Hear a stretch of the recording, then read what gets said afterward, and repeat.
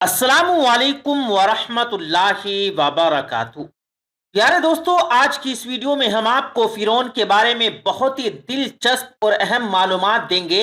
Video کے پہلے parts میں ہم فرعون کے ذات سے متعلق کچھ اہم بات کریں گے، دوسرے پارٹ میں فرعون کا اصلی نام بتائیں گے، اور تیسرے پارٹ میں ویڈیو کے ٹائٹل کے مطابق فرعون کے محل کے متعلق امپورٹنٹ انفارمیشن آپ کے ساتھ شیئر کریں گے کہ فرعون کا محل کیسا تھا، کب بنا اور اس وقت کہاں پر ہے۔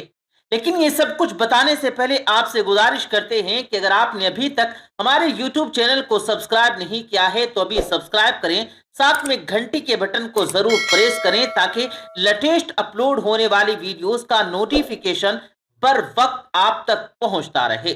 پیارے دوستو، فرعون مصر کا ایک بادشاہ تھا۔ وہ اس زمین پر اب تک کا سب سے شیطان ڈکٹیٹر تھا۔ وہ بہت ہی خود غرض اور متکبر تھا، نہایت ہی بدتمیز اور ملحد تھا۔ فرعون مصر ایک ظالم اور متکبر بادشاہ تھا۔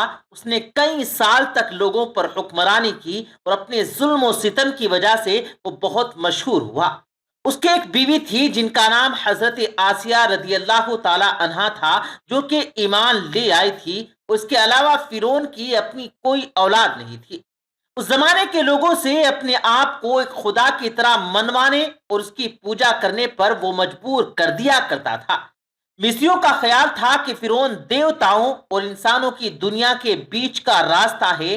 آسمانی حکمرانوں کے طور پر فرعون خدا کے حکم کا نجات دہندہ سمجھا جاتا تھا۔ فرعون نے جس قوم پر حکومت کی انہیں بنو اسرائیل اور قبطی بھی کہا جاتا ہے۔ فرعون اپنی عظیم یادگاروں اور مجسموں کی تعمیر کے خاطر بنو اسرائیل پر ظلم و ستم اور تشدد کیا کرتا تھا۔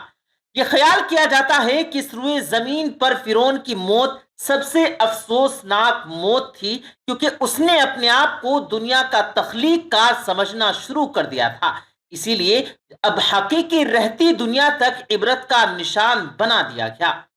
فرعون کے زوال کا وقت تو اسی وقت شروع ہو چکا تھا جب فرعون نے ایک مرتبہ خواب دیکھا کہ بیت المقدس کی طرف سے ایک آدمی جس نے سارے مصریوں کو گھیر لیا اور تمام قبطیوں کو جلا کر راکھ کر دیا، مگر بنی اسرائیل کو آگ سے کوئی نقصان نہ پہنچا۔ یہ عجیب و غریب خواب دیکھ کر فرعون پریشان ہو گیا۔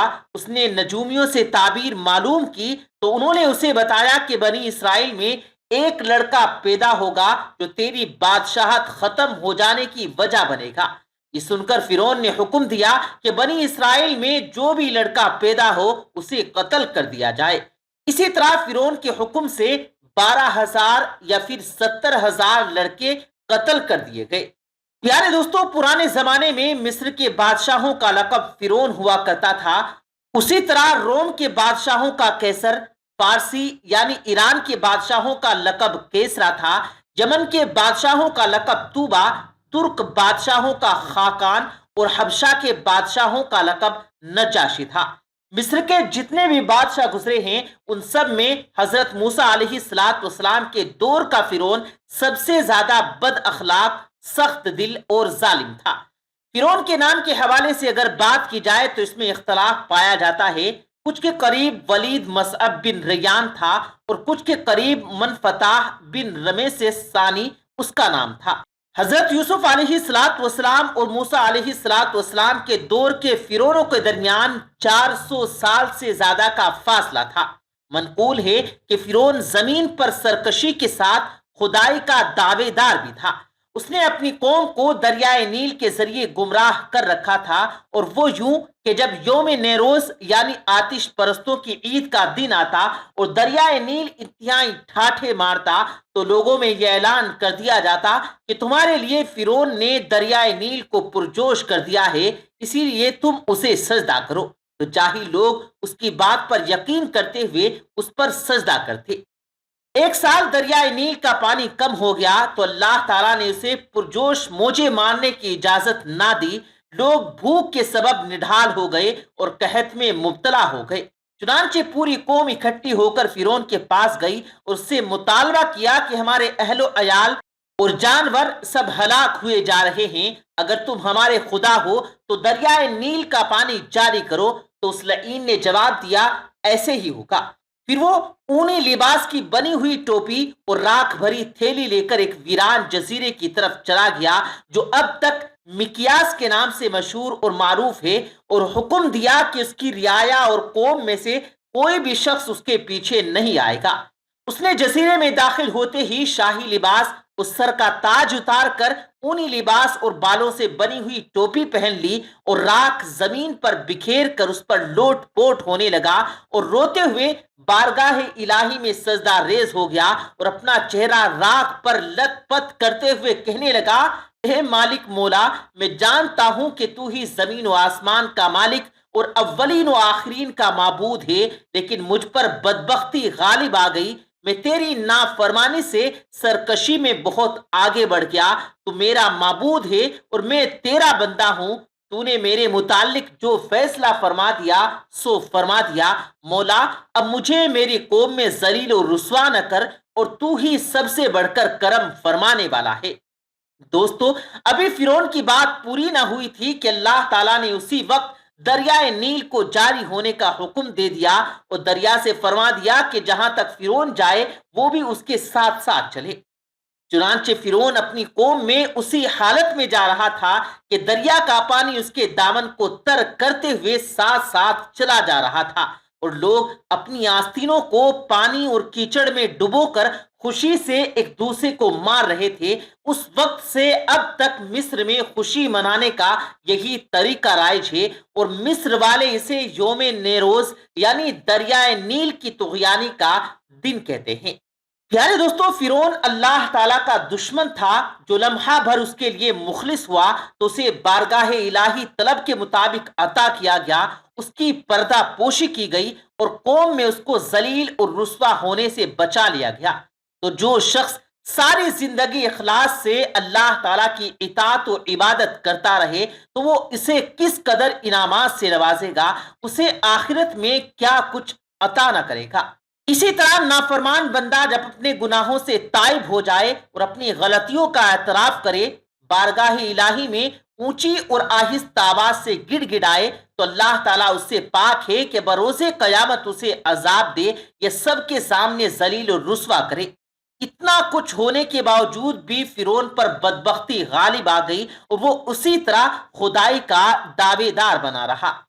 پیارے دوستو، اگر فرعون کے محل کے حوالے سے بات کی جائے تو کہتے ہیں کہ فرعون نے اپنے وزیر حامان کو محل بنانے کا حکم دیا تو حامان نے اینٹوں کے پکانے اور چونا تیار کرنے کا کام شروع کر دیا، اور ہر وہ چیز جس سے عمارت تیار کرنے کے لیے ضرورت پڑتی ہے اس کا انتظام کیا، اور ساری دنیا کے کاریگر اکٹھے کیے گئے۔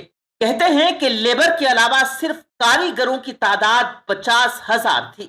7 سال کے عرصے میں وہ محل تیار ہوا، اور اس کی اونچائی اس قدر بلند تھی کہ جب سے آسمان اور زمین پیدا ہوئے ہیں اس وقت سے اس کی مثال نہیں ملتی، اور وہ محل فرعون کی خواہش کے مطابق تیار ہوا تھا۔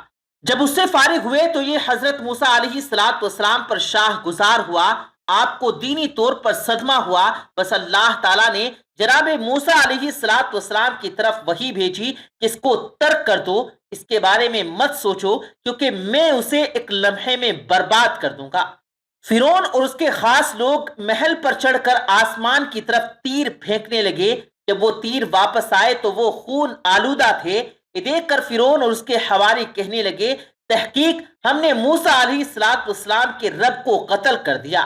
نعوذ باللہ۔ تو اللہ تعالیٰ نے جبرائیل علیہ السلام کو حکم دیا تو انہوں نے اپنے پر مار کر اس کے 3 ٹکڑے کر دیے۔ ان میں سے ایک ٹکڑا سمندر میں گرا، ایک ٹکڑا ہندوستان میں اور ایک ٹکڑا مغرب میں گرا۔ دوستو، ایک روایت میں یہ بھی آتا ہے کہ ان ٹکڑوں میں سے ایک ٹکڑا قوم فرعون پر گرا تھا، جس سے 10 لاکھ فرعونی لوگ ہلاک ہو گئے تھے۔ اور یہ بھی روایت ہے کہ جو لوگ اس محل کو بنانے میں شریک تھے ان میں سے ہر ایک ڈوب کر یا جل کر یا کسی آفت سے تباہ ہوا، اور اللہ تعالیٰ نے فرعون کا محل صبح سویرے یعنی طلوع فجر اور طلوع آفتاب کے درمیانی وقت میں تباہ کر دیا۔ جب فرعون نے دیکھا اور اپنے کام کا باطل ہونا معلوم ہوا تو اس نے جناب موسیٰ علیہ السلام سے جنگ شروع کر دی۔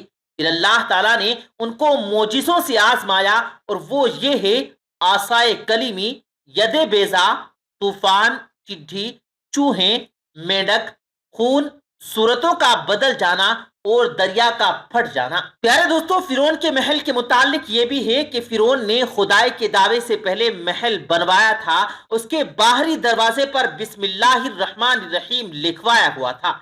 जब उसने खुदाई का दावा किया और जनाब मूसा अलैहिस्सलाम ने उसको अल्लाह ताला पर ईमान लाने की दावत दी, तो फिरौन ने सरकशी की। जनाब मूसा अलैहिस्सलाम ने अल्लाह ताला की बारगाह में अर्ज की, ए अल्लाह, मैं बार बार इसे तेरी तरफ बुलाता हूं, लेकिन ये सरकशी से बाज नहीं आता। मुझे तो इसमें भलाई के आसार नजर नहीं आते। अल्लाह ताला ने फरमाया, ए मूसा, तुम उसे हलाक कर देना चाहते हो, तुम उसके कुफ्र को देख रहे हो और मैं अपना नाम देख रहा हूं जो उसने अपने दरवाजे पर लिखवा रखा है। तो दोस्तों, सोचिए कि अगर हम अपने घर के दरवाजे पर या अपने घर पर बिस्मिल्लाहिर्रहमानिर्रहीम लिखवाएंगे तो उसकी कितनी बड़ी बरकत होगी। अल्लाह तबारक व तआला से दुआ है कि अल्लाह तबारक व तआला हमें अपने और रसूल अकरम सल्लल्लाहु अलैहि वसल्लम के बताए हुए तरीकों के मुताबिक जिंदगी गुजारने की तौफीक अता फरमाए। आमीन सुम्मा आमीन।